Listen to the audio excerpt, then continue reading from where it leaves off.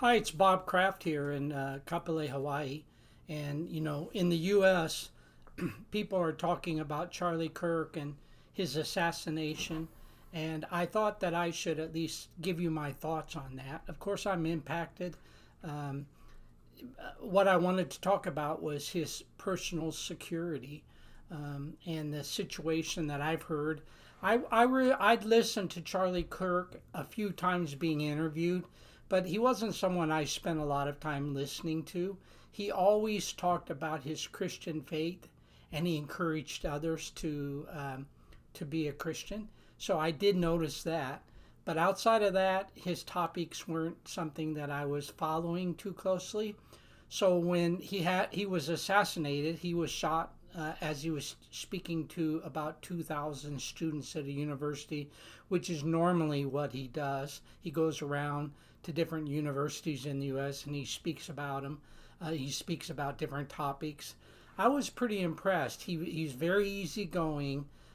He didn't confront people really as far as aggressively. He let people come up and ask him about, talk about any topic that they wanted to and ask questions. And then he responded from his viewpoint, being a Christian.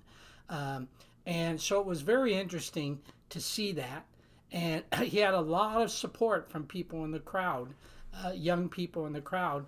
So the person who shot him yesterday, he was speaking about transgender situation, and someone asked him in the crowd about that, and immediately a shot was fired from a long distance, and it killed him instantly, and it hit his neck.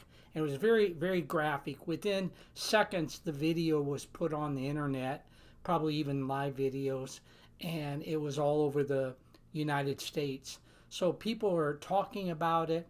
A lot of people, influential people in the U.S., knew him and liked him. So they talked a lot about that. He had a wife, he had two young children, and that was what he did. So I had heard him interviewed a little bit from other people, and I've also listened to some other people talk about their personal security when their public profile, have a high public profile like that. So I kind of was educated a bit. If you're in that kind of a situation where you're high profile, you basically have to arrange your own private security.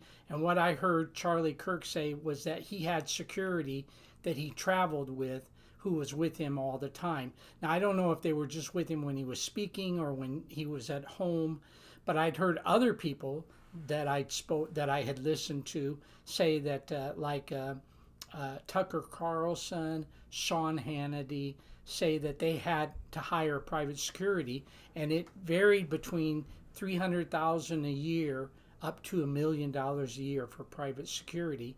Obviously, the more professional would be the more expensive, and that's incredible. So you have to make a huge amount of money to be able to cover that kind of a cost. And Charlie Kirk I heard him do an interview where he said, with Bill Maher, I think is his name, he said that he had private security with him, traveling with him. So he was also, it just came out today, wearing a bulletproof vest, and he was wearing a t-shirt, something like a t-shirt. So that was the best he could do to protect himself. You can't really protect yourself from crazy lunatics that are everywhere around, and you either keep your mouth shut and you don't say anything, or you speak up and people don't like it, and then those crazy lunatics are out there. So that's just the reality. And I felt really sad about that, because it was totally, he basically had a right to speak his mind, and he never really was aggressive or told people to become violent and or be aggressive in their attitude. He basically was a peaceful person, and he did not deserve to die like that. So I'm very sad about that.